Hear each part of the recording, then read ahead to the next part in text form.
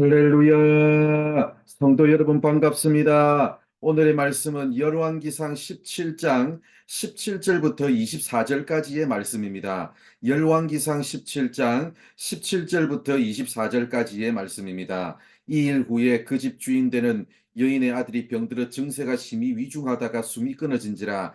여인이 엘리야에게 이르되 하나님의 사람이여, 당신이 나와 더불어 무슨 상관이 있기로 내 죄를 생각나게 하고 또 내 아들을 죽게 하려고 내게 오셨나이까. 엘리야가 그에게 그의 아들을 달라 하여 그를 그 여인의 품에서 받아 안고 자기가 거처하는 다락에 올라가서 자기 침상에 누이고 여호와께 부르짖어 이르되 내 하나님 여호와여, 주께서 또 내가 우거하는 집 과부에게 재앙을 내리사 그 아들이 죽게 하셨나이까 하고 그 아이 위에 몸을 3번 펴서 엎드리고 여호와께 부르짖어 이르되 내 하나님 여호와여, 원하건대 이 아이의 혼으로 그의 몸에 돌아오게 하옵소서 하니 여호와께서 엘리야의 소리를 들으심으로 그 아이의 혼이 몸으로 돌아오고 살아난지라. 엘리야가 그 아이를 안고 다락에서 방으로 내려가서 그의 어머니에게 주며 이르되 보라, 내 아들이 살아났느니라. 여인이 엘리야에게 이르되 내가 이제야 당신은 하나님의 사람이시요 당신의 입에 있는 여호와의 말씀이 진실한 줄 아노라 하니라.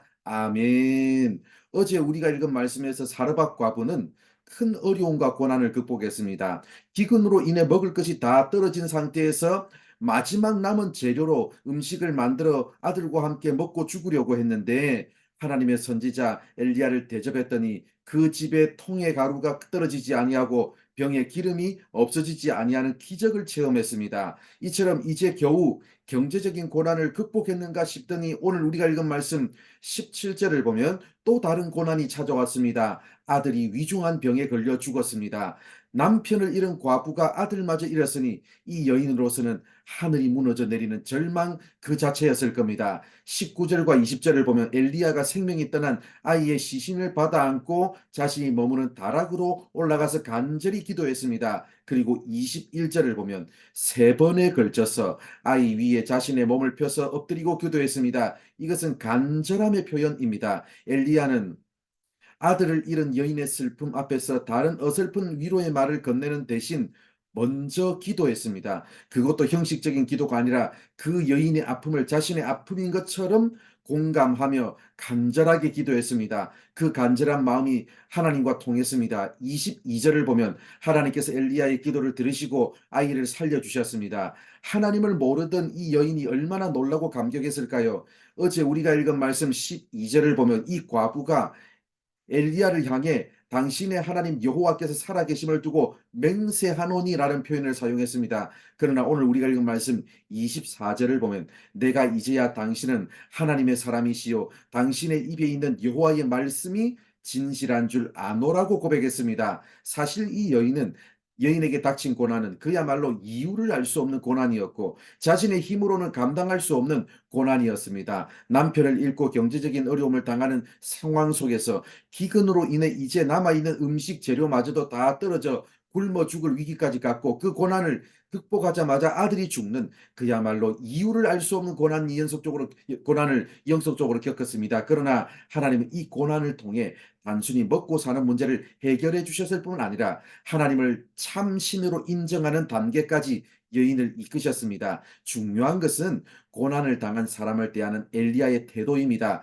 엘리야는 이 여인의 죽음 앞에서 어설픈 위로의 말 대신 여인의 아픔을 공감하는 간절한 기도로 하나님의 은혜를 경험했습니다. 어제 우리가 살펴봤지만 엘리야 자신도 이유를 알 수 없는 고난을 연속적으로 겪었습니다. 하나님의 말씀을 선포한 결과 생명의 위협을 느껴 그리 시냇가에 숨어 있어야 했고 그리 시내마저 말라버려 이번에는 신변의 안전을 보장받을 수 없는 이세벨의 고향 땅으로 와서 그것도 가난한 과부의 집에서 먹을 것을 구해야 될 처지가 되었습니다. 그 누구보다 인생의 큰 고난을 경험했던 엘리야였기 때문에 엘리야였지만 그 고난 때문에 자신과 같은 이유를 자신과 같이 이유를 알 수 없는 고난을 연속적으로 겪고 있는 사르밧 과부의 아픔을 자신의 아픔으로 품고 기도할 수 있었습니다. 인생의 고난의 문제는 신앙적으로 정의하기 정말로 어려운 문제입니다.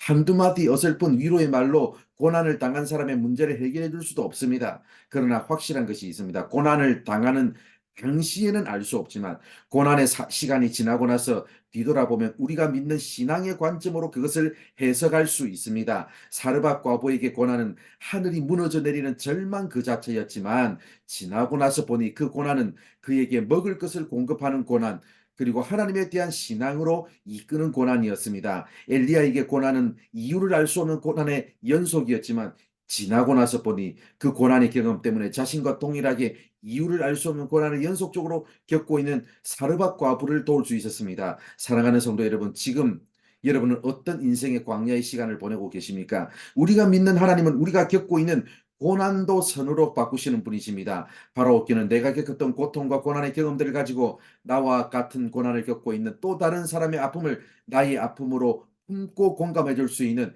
위로의 사람, 치유의 사람으로 살아가는 우리 모두가 되기를 바랍니다. 기도하겠습니다. 하나님 감사합니다. 오늘도 이렇게 우리를 사랑해 주셔서 부족한 우리들에게 말씀해 주셔서 감사합니다. 우리의 인생에 다가오는 어떤 고통과 고난의 문제도 아버지 하나님 다 선으로 바꾸시고 다 아버지 하나님 선한 길로 인도하여 주시는 하나님이심을 믿습니다. 아버지 하나님 내가 그런 고난 겪어봤기 때문에 아버지 나와 같은 고난을 겪고 있는 다른 사람의 아픔도 공감할 수 있음을 또 믿습니다. 아버지 하나님 그리하여서 이 땅에 고통당하는 사람들, 상처 입은 사람들, 그들의 아픔을 나의 아픔으로 품고 공감하는 위로의 사람, 치유의 사람을 살아가는 우리 모든 성도들 되게 하여 주옵소서. 오늘 하루의 삶도 하나님께서 이끄시고 인도하여 주실 줄 믿사오며 예수님의 이름으로 기도드립니다.